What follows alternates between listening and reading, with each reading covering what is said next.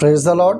मैं रणधीर लुधियाना से आज द फेथ टीवी की टीम के साथ मिलकर परमेश्वर के वचन को आपके बीच में लेकर आए हैं।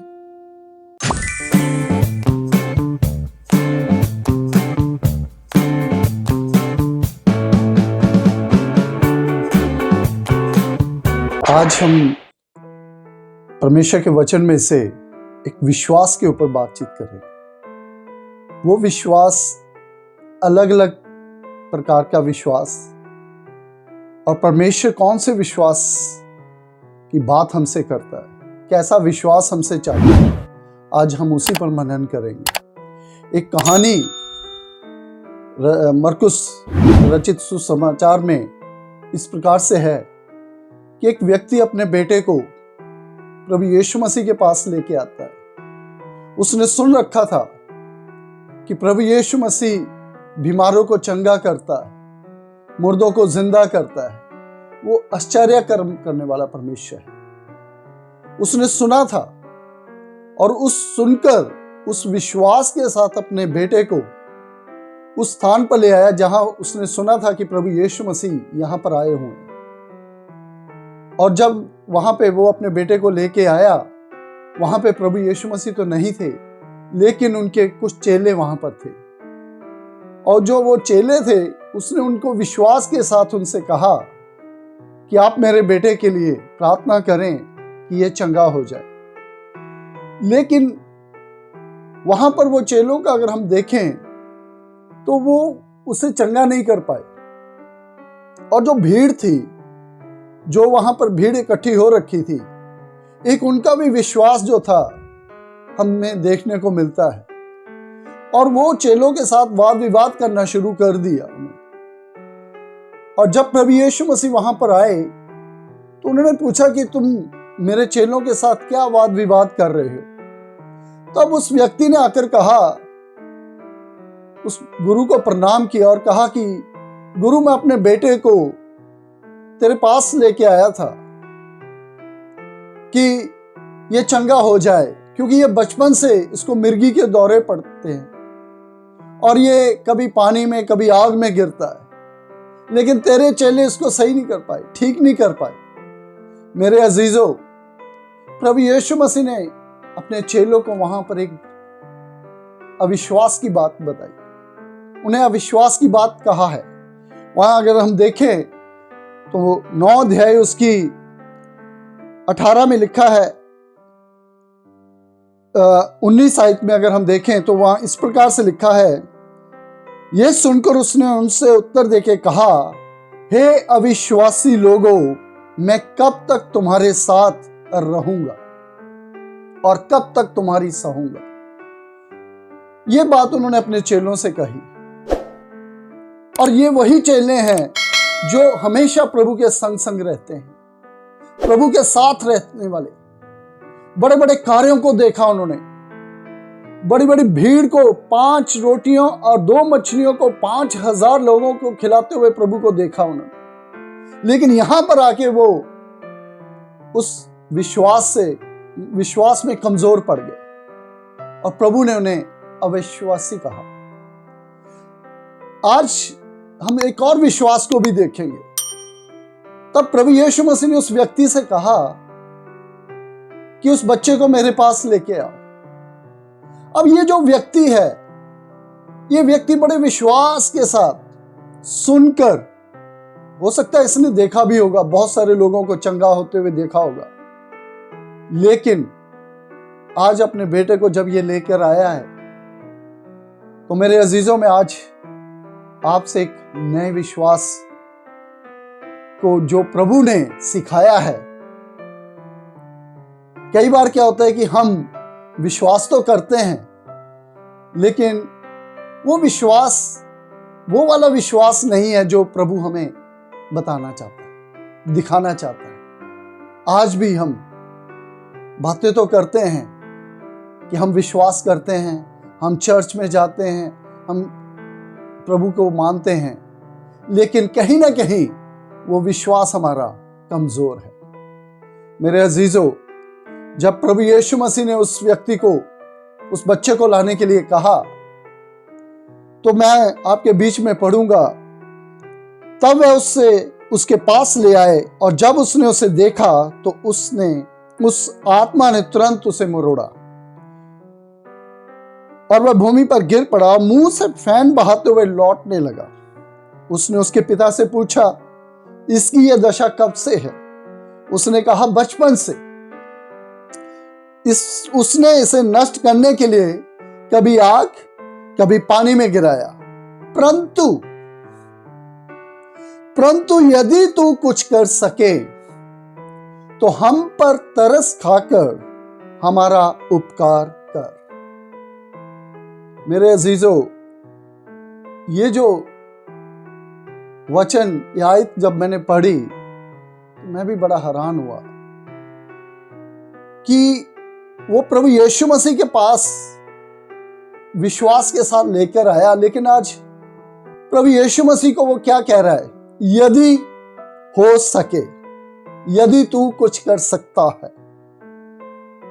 ये कैसा विश्वास है? आज अगर हम डॉक्टर के पास जाते हैं तो एक विश्वास के साथ जाते हैं, और अगर डॉक्टर को जाकर हम कहें कि डॉक्टर साहब, क्या आप हमारे मरीज को ठीक कर सकते हैं, तो इसका मतलब हम डॉक्टर की जो डिग्री है उसके ऊपर शक कर रहे हैं। इस पिता ने जो बात कही वो ये भूल गया कि यीशु मसीह कौन है। यीशु मसीह वो परमेश्वर है, वो परमेश्वर का पुत्र है जो मुर्दों को जिंदा कर सकता है, मुर्दों को जिंदा करता है, जो 5 रोटियों को 5,000 लोगों को खिलाने वाला परमेश्वर है। जो भी उसके पास आता है वो कभी भी खाली हाथ नहीं लौटता। वो तरस खाने वाला परमेश्वर है, वो शिफा देने वाला परमेश्वर है। और प्रभु यीशु मसीह ने एक बात सिखाई यहां पे। यीशु ने उससे कहा, यदि तू कर सकता है। प्रभु ने उसे क्वेश्चन किया है, प्रभु ने एक प्रश्न किया उसको। यीशु ने उससे कहा, यदि तू कर सकता है। ये क्या बात है मेरे अजीजों? आज हमें भी यही सीखने की बात, आज हमें भी इस बात को सीखना है कि जब हम परमेश्वर के साथ बात कर रहे होते हैं, प्रार्थना कर रहे होते हैं, हमारे जो मुंह के शब्द हैं, क्या वो सही हैं? क्या हम उन शब्दों को सही रीति से प्रार्थना कर रहे हैं प्रभु के सामने? कहीं शक तो नहीं कर रहे हम? परमेश्वर ने कहा, प्रभु यीशु मसीह ने कहा, यदि तू कर सकता है। यह क्या बात है? विश्वास करने वालों के लिए सब कुछ हो सकता है। हालेलुया। मेरे अजीजों, प्रभु यीशु मसीह ने इस बात को अपने मुख से कहा है कि विश्वास करने वालों के लिए सब कुछ हो सकता है। आज हमें जरूरत है उस विश्वास को अपने अंदर लाने की जो प्रभु हमसे चाहता है। मेरे अजीजों, हनोक जिंदा आसमान पर उठा लिया गया, और जब हम उसे इब्रानियों की पुस्तक में पढ़ते हैं 11 अध्याय उसकी 5 आयत में, तो वहां लिखा है कि हनोक जिंदा आसमान पर इसलिए उठा लिया गया क्योंकि उस विश्वास के द्वारा, क्योंकि उसने विश्वास के साथ परमेश्वर को प्रसन्न किया था। आज हमारा विश्वास कैसा है? क्या हम परमेश्वर को प्रसन्न कर पा रहे हैं? हमारे विश्वास के द्वारा क्या परमेश्वर प्रसन्न हो पा रहा है?